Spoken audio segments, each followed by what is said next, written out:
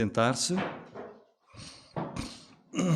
Nós estamos aqui neste tempo de reflexão sobre a morte e a ressurreição do Senhor Jesus Cristo.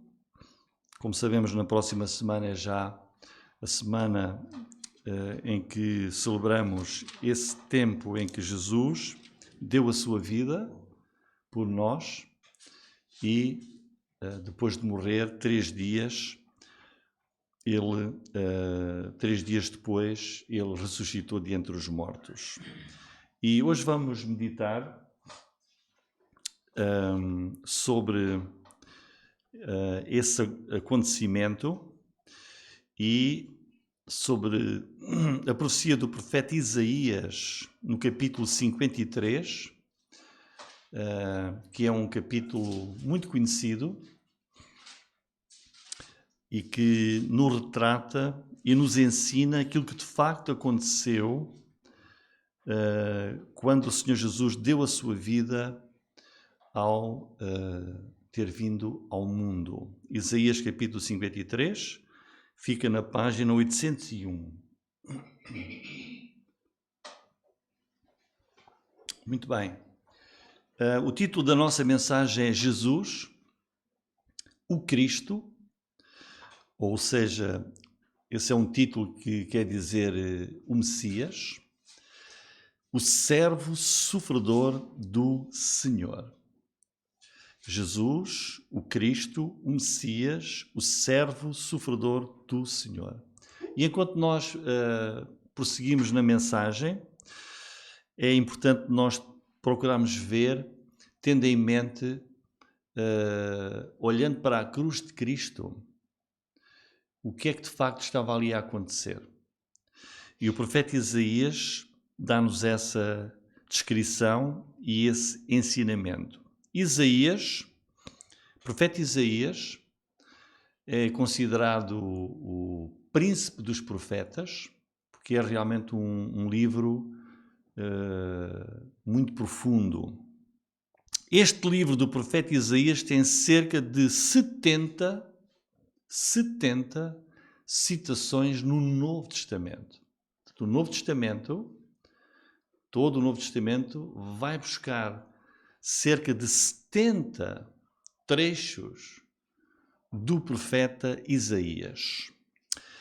Este livro foi escrito 700 anos antes de Jesus vir ao mundo.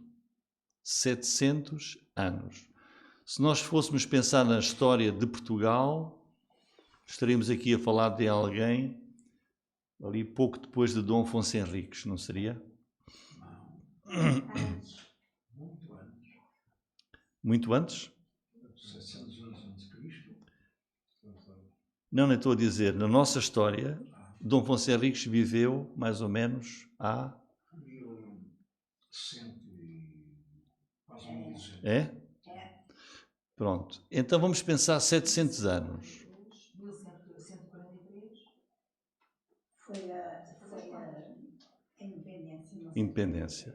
Portanto, isto é só para nós termos uma ideia do que seria alguém no tempo de Dom Afonso Henriques, ou no tempo mais à frente, por exemplo, de Camões, ou Camões escrever sobre uma pessoa, não é? Pensem, Luís de Camões,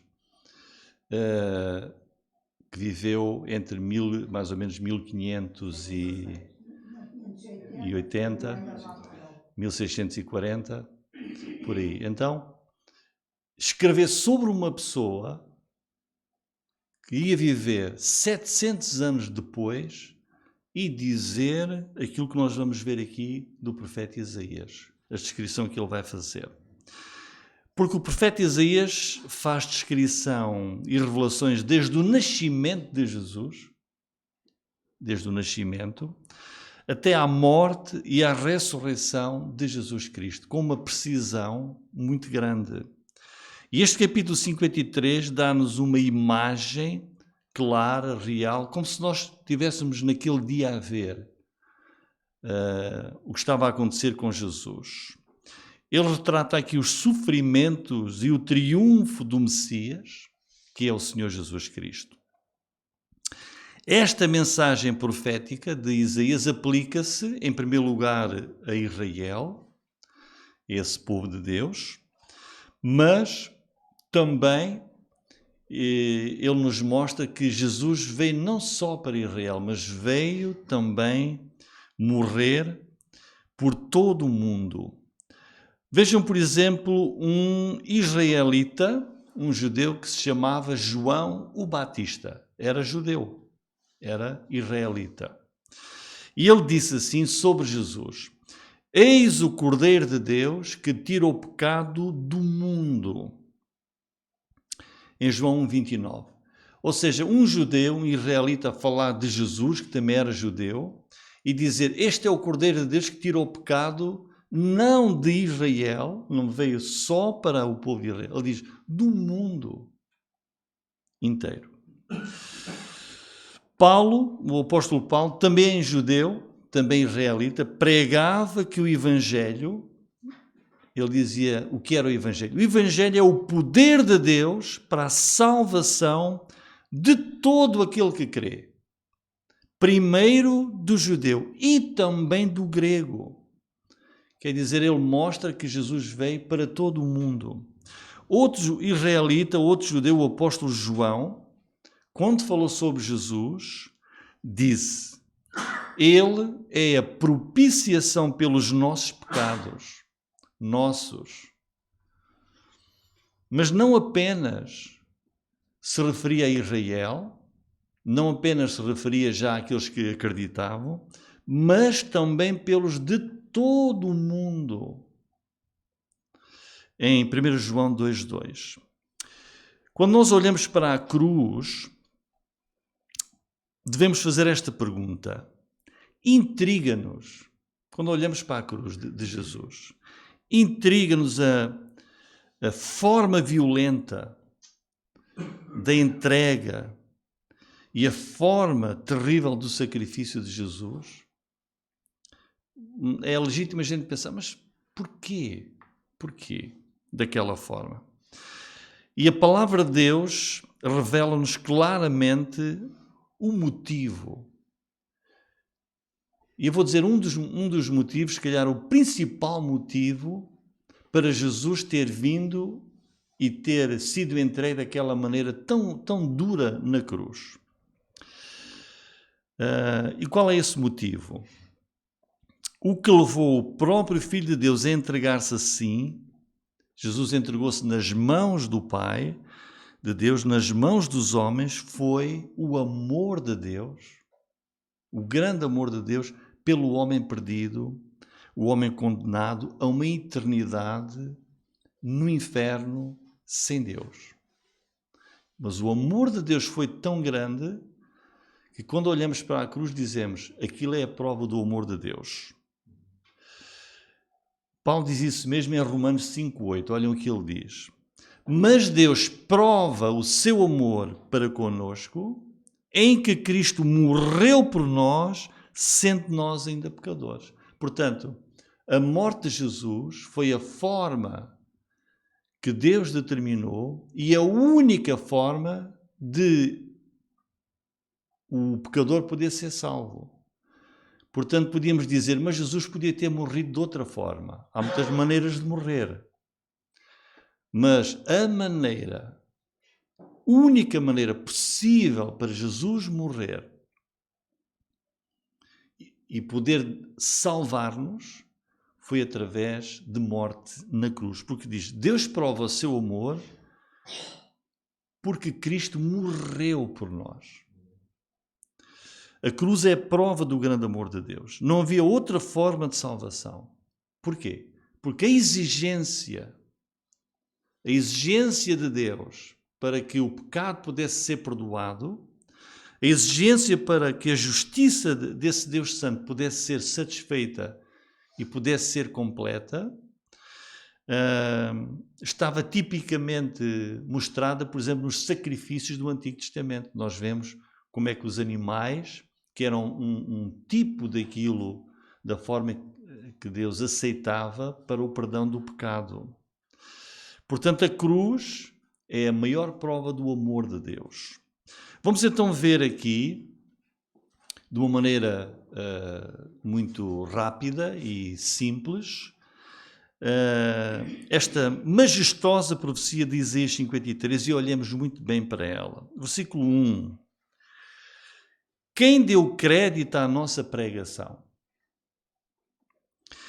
Então temos aqui a incredulidade daqueles que ouviram a mensagem. Há aqui um espanto. Dizem, mas quem é que se interessou na nossa pregação? E estamos aqui a falar de um povo, Israel, que teve profetas, na sua genealogia para trás, eles podiam dizer o meu pai, o meu avô e bisavô por aí afora, chegavam lá bem atrás a pessoas que viram Deus, presenciaram coisas únicas de Deus. E Jesus disse o mesmo. Então, esta interrogação, Jesus disse assim em João 12, 37 e 38, e ainda que tinha feito tantos sinais diante deles, não criam nele, para que se cumprisse a palavra do profeta Isaías que diz, Senhor, quem creu na nossa pregação e a quem foi revelado o braço do Senhor? Então Isaías escreveu e 700 anos depois, Jesus disse, olha, de facto, cumpriu-se aquilo que Isaías disse. Quem é que se interessa? Quem é que dá ouvidos? Quem é que tem interesse na pregação? E hoje? A pergunta mantém-se. Hoje, quem é que dá crédito à pregação da palavra de Deus? Portanto, a mensagem do Evangelho de Jesus foi propalada, foi anunciada por profetas, estava aqui contida nas Escrituras, era uma mensagem clara, mas caiu em ouvidos surdos, rejeitaram Jesus, rejeitaram o Messias. Romanos 10, 16, vejam.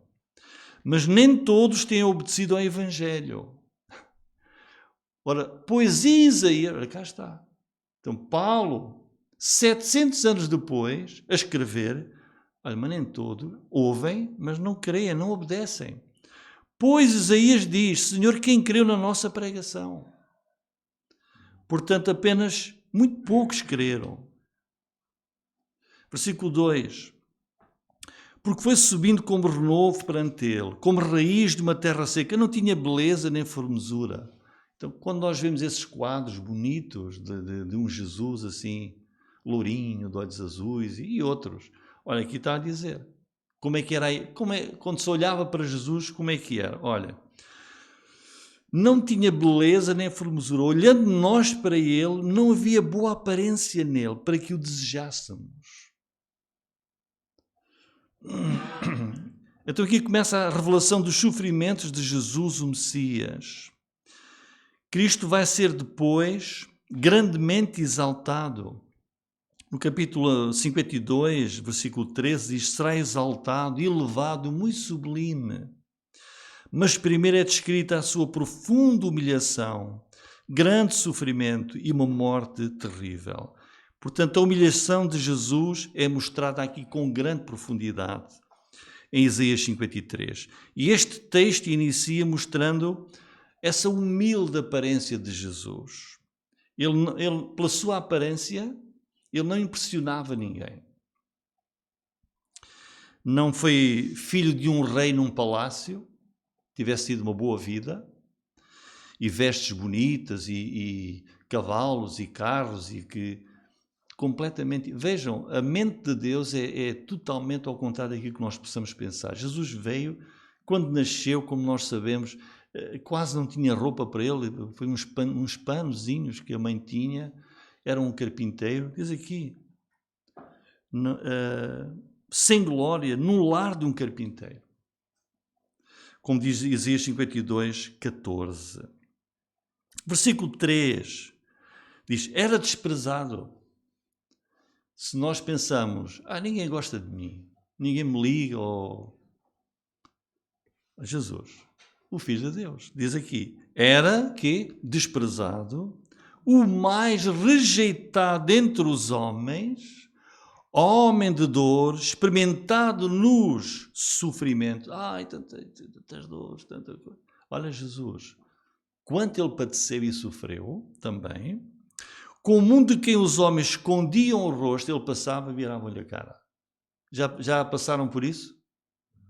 Passei por ali, olha, voltou-me as costas. Olha, nem mudou de passeio, mudou para o outro lado do passeio e nem me disse nada. Não é? Olha que triste. Olha aqui.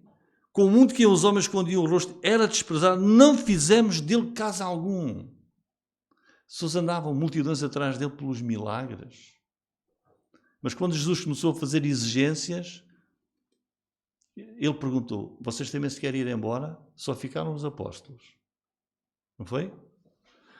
Então, vejam, o retrato de Jesus. Ele não tinha qualidades visíveis, atrativas que impressionassem. Foi um homem de tristezas, mesmo antes da crucificação. Foi desprezado, foi rejeitado até pela sua própria família. Por isso, o apóstolo João escreveu, os seus não o receberam. Ele às vezes era tratado como se fosse um leproso, que era cortado do convívio da sociedade. Este versículo começa e termina dizendo, foi desprezado. Não é? Era desprezado, diz o versículo 3, e termina, não fizemos dele caso algum. Porquê? Porque Jesus foi um servo de Deus, mas sofredor. Estão a ver? Ele é chamado servo sofredor porque foi um servo que sofreu. Por excelência, tido como alguém sem valor. Versículo 4. Agora começa a explicar, mas de facto, o que é que verdadeiramente estava a acontecer para o Filho de Deus ser tratado assim? Verdadeiramente, ele tomou sobre si as nossas enfermidades, as nossas dores levou sobre si, nós o reputávamos por aflito, ferido de Deus e oprimido. Portanto, agora a profecia de Isaías começa a assumir, vai para outros caminhos, um aspecto diferente. Começa a desvendar aqui o mistério, mas afinal, o que é que estava a acontecer com Jesus? Jesus sofreu por nós, pecadores. Era um sofrimento vicário. Ele estava a substituir-nos. Foi voluntário, diz aqui. Olha, ele assumiu, diz, ele tomou sobre si. É como um filho ter um grande problema na sua vida e o pai diz, filho, deixa estar, eu resolvo. Eu vou assumir. A culpa do nosso pecado é de tal forma, aos olhos de Deus, que não temos hipótese. E o resultado é a morte, é a condenação eterna ao inferno. Não temos possibilidade alguma de estar com o Deus Santo. Então Jesus veio dele, tomou sobre ele a nossa culpa para nós podermos estar com Deus. Diz aqui, no versículo 4, ele tomou sobre si, levou sobre si as nossas enfermidades. Então os sofrimentos de Jesus deveram-se ao nosso pecado. Nosso, não o dele. Olhem as palavras, aflito. Podemos imaginar, irmãos, aflito, oprimido. Deus lançou, como iremos ver mais à frente, o pecado do mundo inteiro sobre Jesus. Estava aflito, oprimido, porque levou sobre ele, na sua vida, sobre ele mesmo, o pecado do mundo inteiro. E é algo violento, porque ele vai ser atingido pela mão de Deus. Na verdade, Jesus foi ferido por quem? Diz aí, versículo 4, ferido de Deus. Portanto, nós quando olhamos para a cruz de Cristo, o que é que temos que pensar? Obrigado. Só podemos dizer obrigado, porque ele estava a ser ferido naquela cruz, não era pelo soldado romano que o pregou ou que lhe pôs a lança, era o próprio Deus, que aquilo era um sacrifício. Ferido de Deus. A ira do Deus Santo contra o pecado foi ali lançada sobre Jesus. Versículo 5. mas ele foi outra vez ferido por causa das nossas transgressões, moído por causa das nossas iniquidades. O castigo que nos traz a paz estava sobre ele, e pelas suas pisaduras fomos sarados. A profecia de Isaías continua sobre o sofrimento vicário, substitutivo de Jesus, o Messias. Vejam, ele. Está a falar ele, está a apontar para Jesus, contrasta com quem? Com o nós. Ele foi ferido por causa do nosso pecado, das nossas iniquidades. Ele, por causa de nós. Foi um castigo que nos trouxe a paz. Olhem os verbos aí. Foi ferido, moído. Sabe o que é moer? Quando nós, lá, às vezes na cozinha, começamos a moer ali uma coisa, até ficar em pó. Era isso que estava a acontecer com o Senhor Jesus Cristo. Um grande sofrimento, uma morte violenta, era um castigo que trazia a salvação. As chagas de Jesus trouxeram a nossa cura. E foi assim que a nossa dívida foi paga. E porque Jesus aceitou, diz aqui, as suas pisaduras, em troca por causa das nossas transgressões. E por isso nós fomos perdoados e fomos sanados, como diz aí. Pelas suas pisaduras fomos sarados. Nós fomos perdoados, sarados por causa da aflição, do sofrimento, da morte de Jesus. O que nós merecíamos, quando olhamos para a cruz, diz, eu merecia aquilo. Mas Jesus foi em meu lugar. Versículo 6. Todos nós andávamos desgarrados como ovelhas, cada um se desviava pelo seu caminho, mas o Senhor fez cair sobre ele a iniquidade de nós todos. Mais uma vez, o retrato da situação do pecador, qual era? Nós andávamos desgarrados como ovelhas, desviados de Deus, num caminho que leva à perdição, estávamos destituídos da glória de Deus, e este ato supremo de Deus foi pôr o seu servo, Jesus, foi pôr sobre ele todo o nosso pecado, o pecado do mundo inteiro, e levando-o a dar a sua vida pelo pecado do mundo. E foi assim que Jesus se tornou o Cordeiro de Deus. Foi aqui que ele se tornou o Cordeiro de Deus que tira o pecado do mundo. E quem decidiu isso foi Deus, não foram os homens. Quem decidiu isso foi o Pai e o Filho e o Espírito Santo. E foi o Filho que veio. Versículo 7. Ele foi, outra vez, oprimido, afligido. Agora reparem, a atitude de Jesus. Porque ele sabia que a vida dele era para a nossa salvação, não abriu a sua boca. Como um cordeiro foi levado ao matadouro, como uma ovelha muda perante os seus tosqueadores, assim ele não abriu a sua boca. Então vemos aqui que a descrição do sofrimento de Jesus vai chegar ao máximo, ao clímax. Ao descrever, nós podíamos perguntar, olha, e como é que ele encarou isso tudo? Nós estamos a descrever uma coisa horrível que Jesus suportou, e como é que ele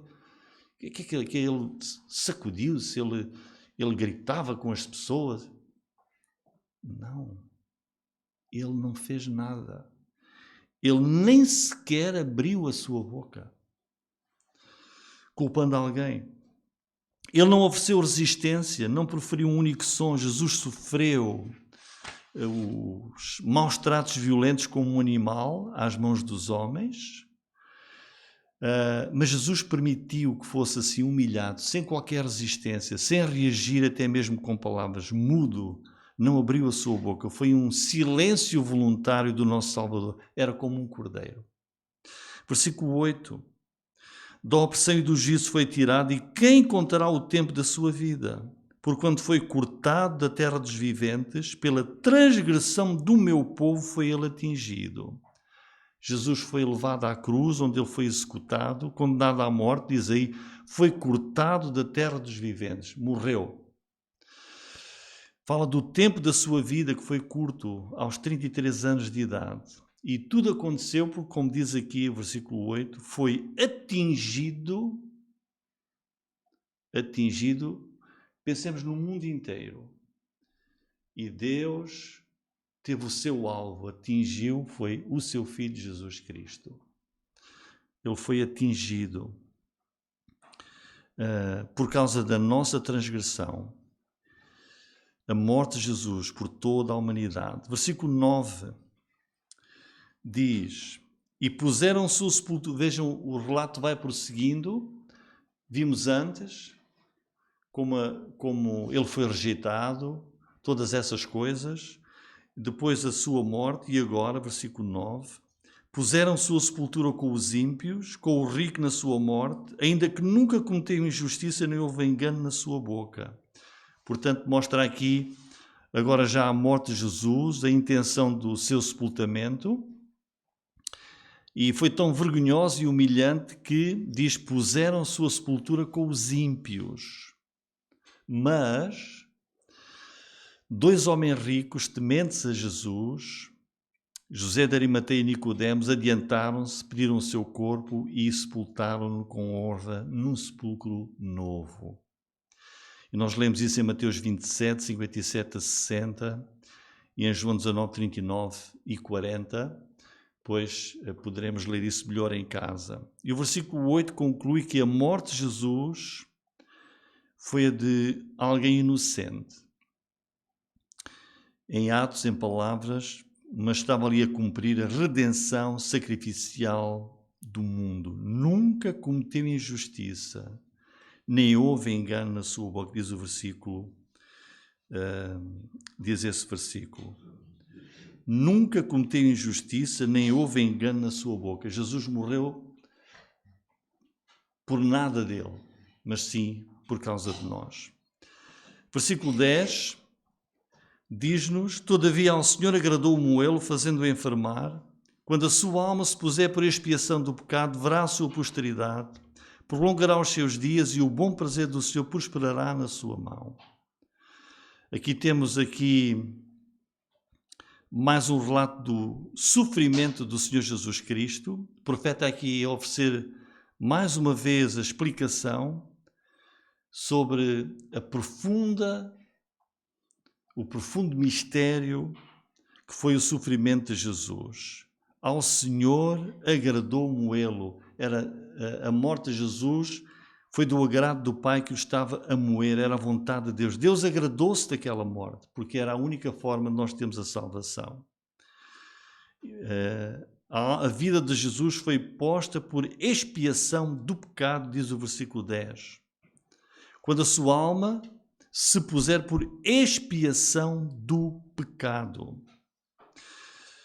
E depois a segunda parte do versículo 10 apresenta já o resultado da morte de Jesus, que diz: por causa da sua morte sacrificial, que era a nossa salvação, ele verá a sua posteridade, prolongará os seus dias. O bom prazer do Senhor prosperará na sua mão. Vemos aqui já a aceitação do Pai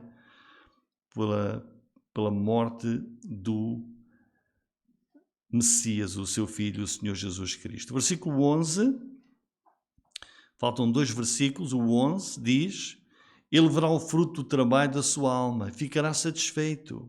Com o seu conhecimento o meu servo justificará muitos, porque as iniquidades deles levará sobre si. Continua a explicação de que a morte de Jesus, na sua morte, ele estava a levar sobre ele a iniquidade, o pecado do mundo. E uma vez mais que Deus agradou-se e aceitou como sendo completo o sacrifício do seu Filho, o Messias.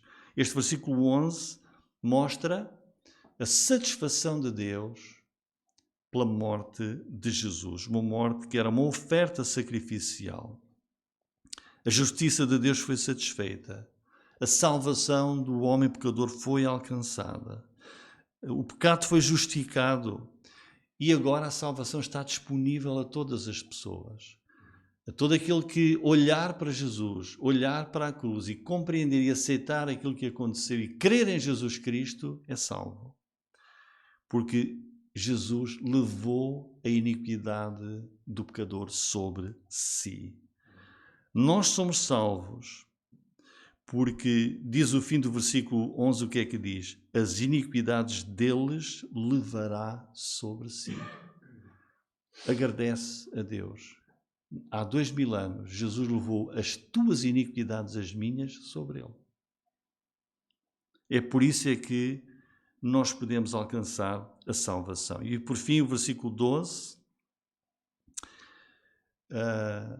conclui este relato profético da morte de Jesus. Por isso, ou seja, porque ele aceitou, Jesus aceitou e foi, e se sacrificou e morreu, foi sepultado e depois também ressuscitou. Por isso lhe darei a parte de muitos. Com os poderosos repartirá ele o despojo.